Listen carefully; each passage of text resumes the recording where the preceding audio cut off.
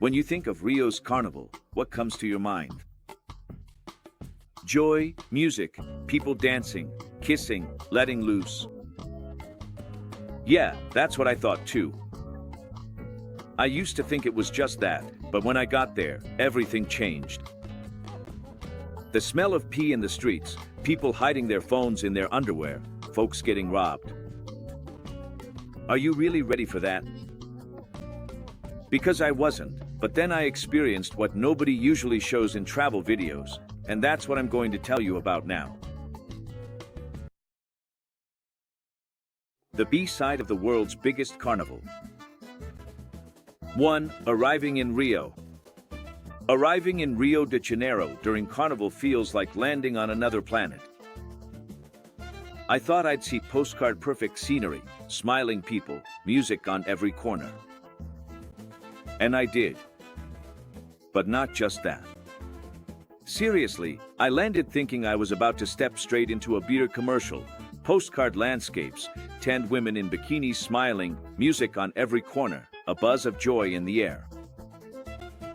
And yeah, there was some of that, but there was more too. A lot more. It starts with a peculiar smell, that strong scent of pee in the streets, vendors shouting, street sellers trying to sell you caipirinhas with alcohol that tastes like gasoline. And there are people stumbling, falling, laughing, or crying. You can never tell if it's from joy or regret. Every corner is a box of surprises. Sometimes a cute little street party pops up. Sometimes it's a mob disguised as a bloco. Adrenaline is guaranteed, you just don't know if it's from excitement or panic. And the first doubt hits hard, did I come to the right place? The beach is right there, beautiful, inviting, but between you and it there's a sea of people, a sea of voices, a sea of heat, a sea of chaos. And all of it at the same time. And there I was, in the middle of that human anthill, trying to figure out, is this a party? Is it a collective meltdown with a soundtrack? Is it a Brazilian version of a Black Mirror episode? That's when it hit me. This isn't the carnival I saw on YouTube.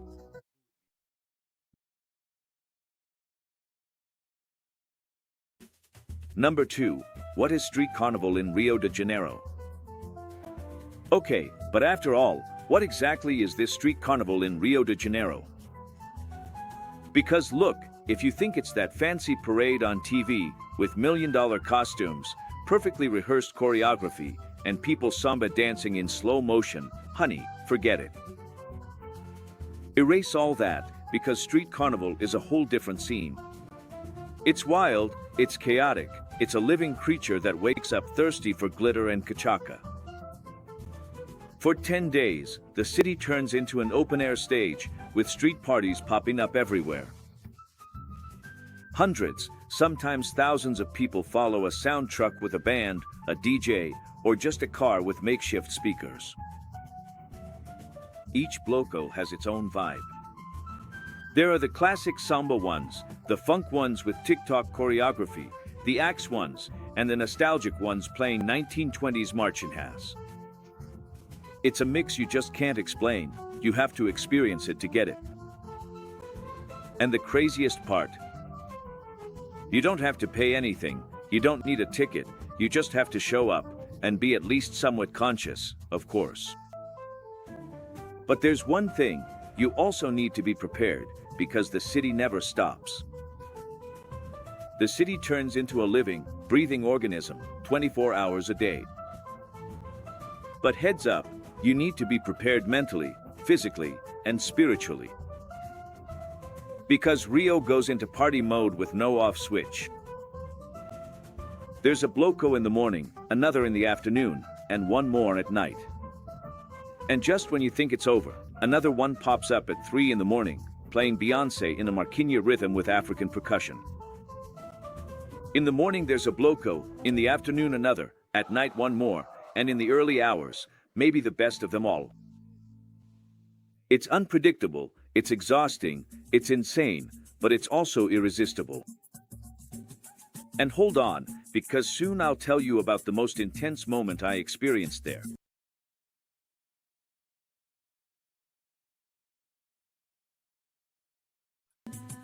3. Copacabana, the most iconic stage. If there's a place that represents Rio, it's Copacabana. The name itself already carries its own mystique. It's Brazil in the form of a beach. The boardwalk with that black and white wave mosaic is probably one of the most recognizable images in the world. But being there in person is something else entirely. For kilometers of white sand, blue sea, and a crowd of people. You see everything: elderly ladies in striped swimsuits, gorgeous women who look like they just walked out of a movie, tanning in those tiny bikinis, and of course, a ball always rolling around. Because in Copacabana, soccer never stops. There are volleyball nets, goalposts in the sand, circles of people playing Altinha. Guys playing barefoot like they were on the national team. And the best part? The women play too. And they play really well, on equal footing with the guys, or actually, even better than equal. Sometimes they outshine them. It's like soccer, there is a religion. And the beach is the temple. Even people who aren't into soccer stop to watch. Because it's beautiful to see, especially when it's the girls playing. It's almost like a dance, a spontaneous choreography, with sand flying and smiles everywhere. Copacabana at this time of year isn't just a beach, it's a stage, it's the stands. It's Carnival with salt and sweat. Want to see the real Brazil? Come to Carnival. And just when you think, now I can finally have an açaí in peace. On the way, you get a kiss from an excited Argentine, a playful slap on the butt from a super friendly gay guy, and a moral lesson from a beer vendor. He said, "Put that phone away if you like it, and go easy on the caipirinha, okay?" It was like an "I love you" Rio style. A sincere kind of care, with an accent and brutal honesty.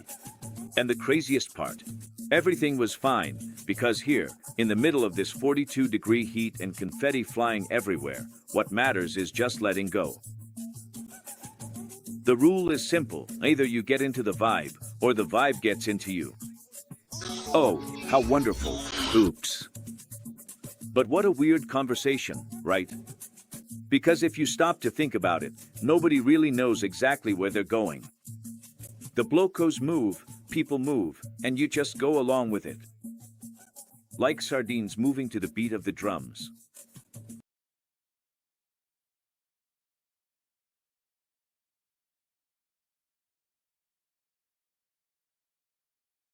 Four, between the sun and the shade.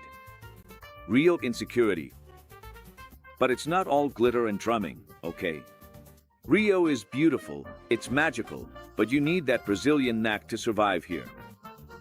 You just have to pay attention. No one has their phone out. No one. You see that beautiful scene, you want to take a picture, record a video, and then someone nudges you and says, "Better put that away." Translation: the risk is real, baby. And it's not just some foreigner's paranoia, no. It's a tip from a true Brazilian. And then you get it. The risk is real. The main streets do have people around, police presence, all that. But if you turn down the wrong corner, especially on the side streets, if you go into an alley that Google swears exists, or one that not even Google recognizes, where you go in and you don't know if you'll come out, then it's a lottery. You might walk out with an açaí in your hand, or without your phone, without your dignity, if you know what I mean, and with a new traumatic story to share in the family group chat. The city is beautiful, but it has its shadows, and they move fast. And the worst part is, the problem isn't always the theft itself. It's the atmosphere. You walk around kind of tense, kind of on alert. You want to have fun, but you can't fully relax. And it's not being dramatic, it's just reality. There are areas controlled by gangs, favelas where not even the police go in without asking for permission. And this isn't some scared foreigner talking, it's a Brazilian, speaking from experience. One day I decided to go full local and went to enjoy a pagoda up in Vidigal, at the famous Bar de Lodge. Chill vibe, good music, breathtaking view. So far, so good, right? But at the entrance of the place, who greets me? A group of guys holding rifles. Yeah, that's right, you heard me, just a bunch of good boys. Or not, if you know what I mean. I did what any sensible person would do. No eye contact, and I walked right in. But you know what? It was one of the best pagoda parties I've ever been to in my life. Plus, the view from up there is really, really gorgeous. From the top of Vidigal, you can see the whole city, ocean, buildings, people, and life just happening. All of that wrapped up in a little samba that, for a moment, makes you forget you had to pass through an informal army to get there. And if you're lucky, you don't see anything. If you're unlucky, you see more than you wanted to. But you really can have a good time. Is it possible? The secret is simple. Avoid dark streets, walk in a group, keep your phone safe like it's a family heirloom, because here, it's literally worth gold. Number 5. The food, the acai, and the prices. After hours walking in the heat, getting jostled by sweaty, drunk partygoers, you get hungry. After walking so much, you're starving. And then, my friend, you find out there's another kind of carnival, the one with the prices. You know that acai with fruit, granola, and powdered milk. Beautiful, cold, delicious. But when the bill comes, 43 reis, over $10 for a little cup. And it wasn't just the acai, simple sandwiches, coconut water, ice cream, everything tastes like credit card. And the worst part is, it's not even always good. We ended up at places that looked like restaurants but served bland, frozen food. Dried beef that tastes like it's from yesterday, rice that seems like leftovers. And then comes the culture shock. In Thailand, you eat well for $2. In Turkey, they serve you a feast right on the street. Here, you pay a lot to eat badly. In Rio de Janeiro, because it's a tourist spot and especially during Carnival, they really jack up the prices. Of course, there are exceptions. We found some amazing places too, but you have to dig around. With a quick search and a few good questions, you can find a great spot in no time. Oh, and almost everywhere takes cards. Even the little stands on the sand, point for Brazil. But hey, if you come here, bring your appetite and some patience, because finding a good place to eat is almost like finding a street party without people jumping all over you. It's rare, but it's worth it. Dude, hold up, you've been watching this video for a while now, seeing sweaty people, the smell of urine, and lost tourists in the crowd, and you still haven't shared this chaos with anyone. Come on, that's messed up, right? Help the algorithm out. Send this video to your friend who says Carnival is just a party. Show them the jungle it really is. And go ahead and subscribe to the channel too, because honestly, if you've made it this far, it's because you're just as crazy as we are. So stick around. Because from here on out, it's only going to get wilder. 6. Social mix that the world just doesn't get. Copa Cabana doesn't have VIP boxes. Here, rich and poor share the same stretch of sand. The hot sand is democratically shared by rich and poor butts, side by side, roasting under the same sun. On one side of me, a kid with patched up flip-flops. On the other, a millionaire tourist sipping champagne. And the most amazing thing, they were playing soccer together. There, no labels, no status, no judgment. Carnival does that. It erases the line of inequality for a few hours, but don't be fooled, the difference is still there, in the phone one can have and the other can't. In the safety of those who can afford a hotel, in the uncertainty of those who have to go back to a dangerous favela. Even so, this meeting happens. It's beautiful, it's real, it's Brazil. And maybe that's why the world doesn't get it. Because here, even in inequality, there are moments of unity that defy logic.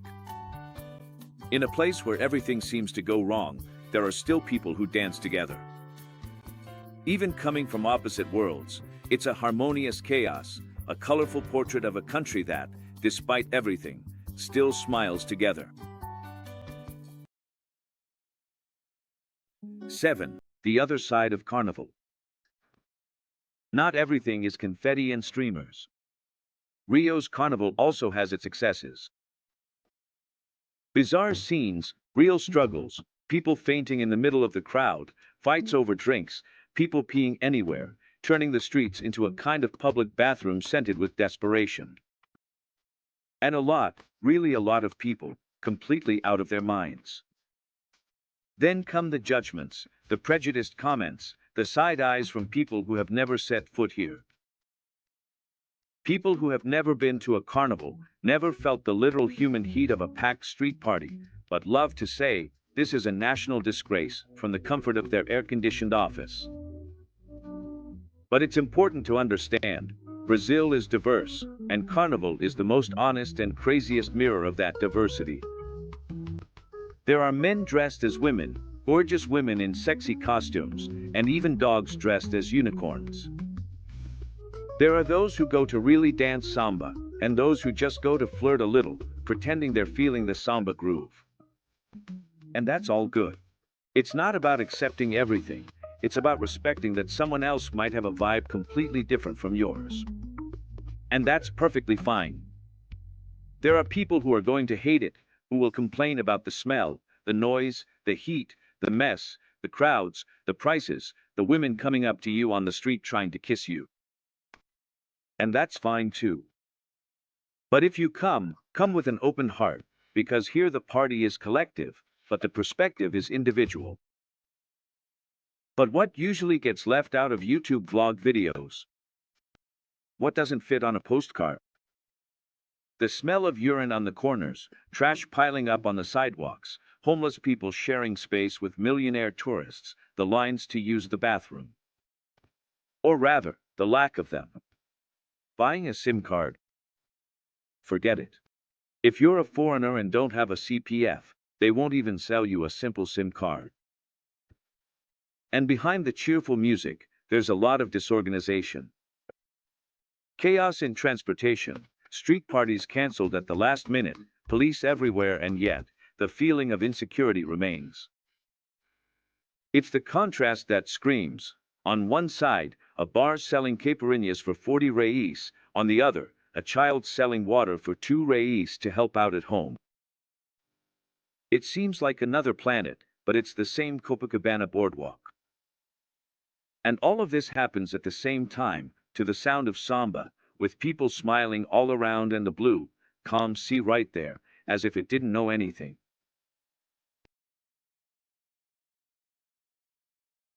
8. Beauty in the midst of chaos. And even with all of this, you feel something strange, a joy that pulls you in, a desire to dance for no reason. In the middle of chaos, beauty. People of all kinds smiling at each other. People hugging each other like they were childhood friends. Kids running on the sand, old ladies dancing by themselves, tourists playing ball with the locals. There's an energy you can't explain, you just feel it. It's as if, for a few days, the world's problems just stop. As if inequality takes a back seat. As if Brazil were saying, yes, we have problems, but we also know how to celebrate life. And that, my friend, is something very few places in the world can pull off like this. The music doesn't stop. The dancing doesn't stop. And neither does the joy. Is it chaotic? Yes. Is it messy? Absolutely. But it's magical, in that uniquely Brazilian way. And then the last day comes, the music is still playing, but it feels different. The sand is still crowded, but you can feel it's coming to an end. You look around and realize something has changed. But it wasn't just the carnival that changed, it was you. You came expecting a spectacle and saw a reflection of the Brazilian soul. You arrived with fear and left with respect. You came with judgments and left with understanding. You realized that Carnival isn't something you understand, it's something you feel. And the words of those foreign girls you met on the beach keep echoing in your mind. They were there smiling, dancing, saying, "We've never seen anything like this." It's chaos, but it's good chaos. And maybe that's it. Carnival isn't perfect, but it's unique, it's real, it's human. And that's why it transforms you. But now, the question that won't go away: would you have the guts to enjoy a carnival in Rio de Janeiro? Well, let me know in the comments, but don't pretend you weren't scared of the rifle at the entrance to the pagoda. And hey, if you made it this far, first of all, congratulations on your endurance. Second, this proves you're a true subscriber. So comment down below, Rio de Janeiro, just so I know who the loyal subscribers are.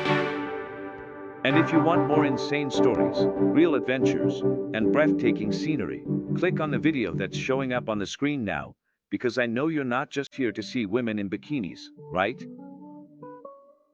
Thanks, everyone. See you on the next adventure.